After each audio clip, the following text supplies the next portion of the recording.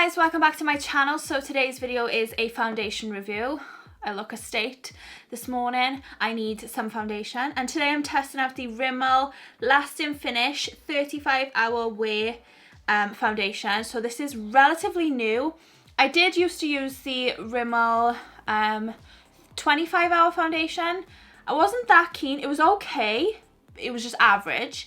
But this is the 35-hour wear one, so I'm hoping this is better. This is actually the paler shade that they do, and I still think it's pretty dark, but we'll make it work. And this is in the shade Pearl. It also has SPF 20, which is amazing. It has hyaluronic acid, hydration boost, and 2% niacinamide, so that's really cool.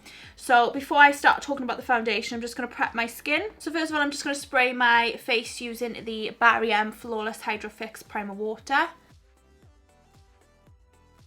And then I'm just going to go in with this serum. Normally, I don't put any moisturizers or serums or anything on my face before foundations or primers because I like to see how they perform. But after my last foundation review, I had very dry skin, and I still do have dry skin. So I'm just going to pop this on just to prevent any like cakiness or dry patches. So this is the L'Oreal Revitalift Hydrating Smoothing Serum, and I'm going to blend this in with my e.l.f. stippling brush.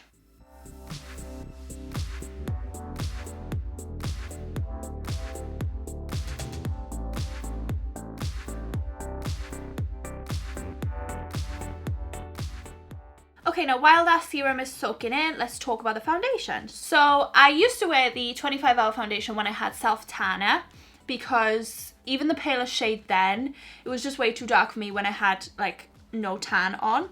So I'm hoping that's not the case with this one. Even though this is the paler shade, I do feel like it will be slightly too dark, but I may be able to get away with it if I have a slight suntan.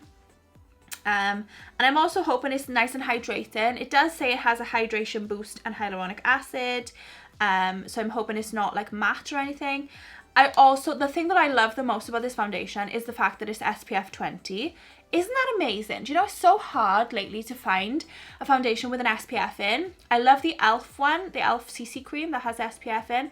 There's a Maybelline one, satin something, that has SPF in that I love. I hope that I'm going to like it because it doesn't seem too dark, so we'll see. I think that's soaked in enough now.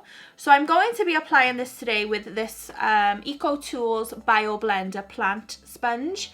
To be honest, personally, I prefer blending with a sponge. I know it shears out the coverage. I know you get more coverage with a brush, but because my skin is so dry, sometimes with a brush, it just messes up the situation. So I feel like I get a better overall application with a sponge. So that's why I'm using this. So this is in the shade Pearl, and I'm going in with a sponge. Let's give it a go. It's a pump, by the way.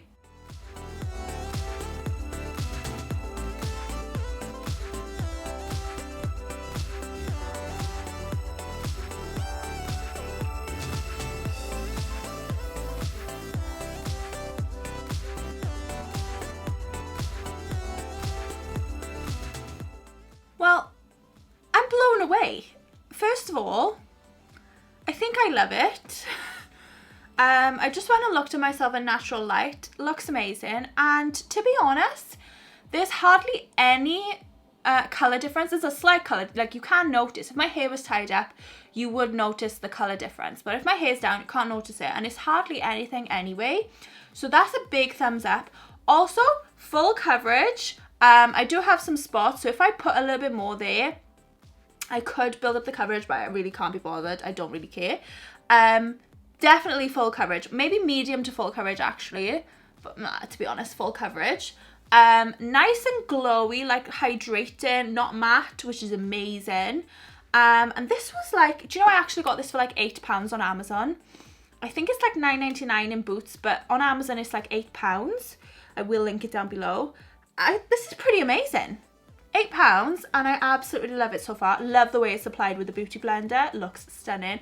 Obviously, you'll get more coverage if you use a brush, but I just really like using Beauty Blenders. Yeah, so far, I'm loving it, which is amazing. I have high hopes. Obviously, I'm going to test it throughout the day, like I normally do, to see how it really is. But look how glowy and hydrated I look. Oh, I love it. So what I'm going to do now is I'm going to finish up the rest of my makeup off camera, and then I'll come back with my final thoughts. So see you in a bit. Okay, so I'm back. I have my full face of makeup on, and my thoughts on this so far, I love it. Okay, as a first impression and how it's looking on my skin, I absolutely love this foundation.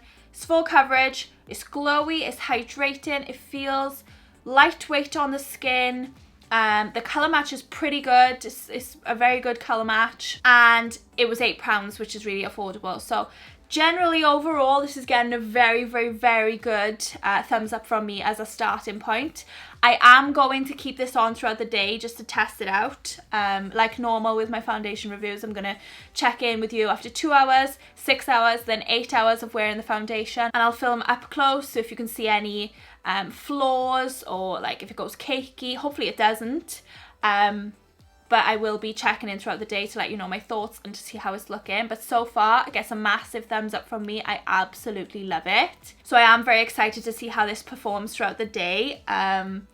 It's very promising, so I am pretty excited. So yeah, what I'm going to do now is I'm going to check in with you guys after 2 hours of wearing the foundation, and we'll see how it's looking then. So see you then. Hey guys, so it's been 2 hours now wearing the foundation, and honestly there is no change. It looks pretty much exactly the same as it did when I first applied it, but it has only been 2 hours, but I'm still loving it so far. Yeah, it's one of my new favourite foundations. Look how hydrated and glowy I look. I love it.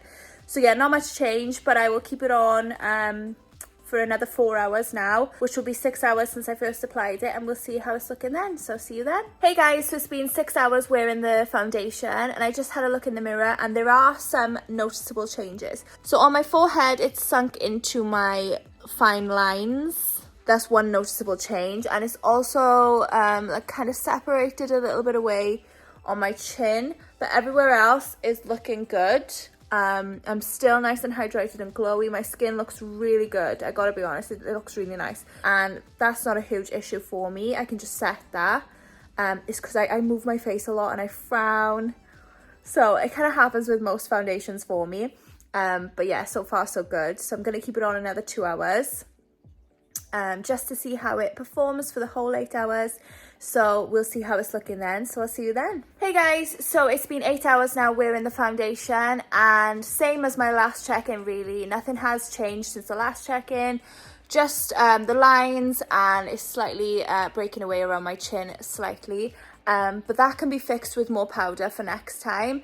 The rest of my skin just looks great in my opinion. I think it looks really good personally. I absolutely love this foundation. It gets a big thumbs up from me. I would definitely recommend it if you haven't tried it.